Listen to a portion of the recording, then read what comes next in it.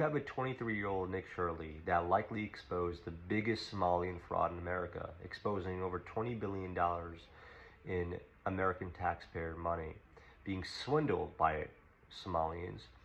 And what is his reward? Well, his reward is he gets constant death threats. He is under scrutiny for exposing fraud.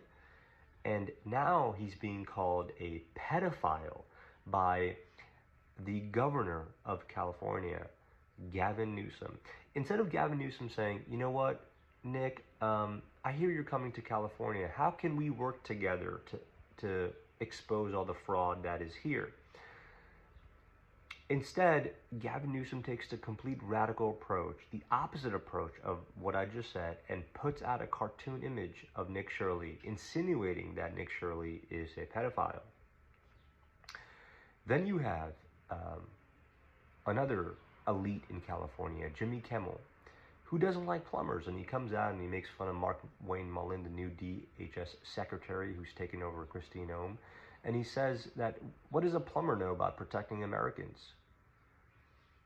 Well, Jimmy, if you had done a little bit of research about Mark, you would have found out that he grew his small family business, plumbing business, to a multi-million-dollar company.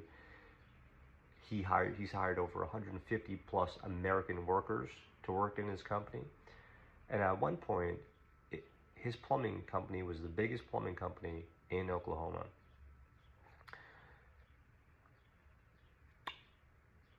And I don't mean to age Mark Wayne Mullen. I'm not sure how old he is. He looks like he's maybe 50, maybe 51. But he is in incredible shape.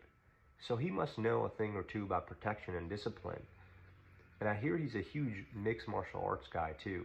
So he's got to know a thing or two about discipline, which is something Jimmy Kimmel likely knows nothing about, since his wife works on his show, gets also paid millions of dollars to write the BS that Jimmy Kimmel spews to the audience that watch him, that are trickling down every month. He's likely not going to get a read. He's definitely not getting a read. That show is not being signed again. He's not coming on again. Once his contract is over, it's over. Which is why he's now pivoting to YouTube and starting his own podcast and his own show. Look,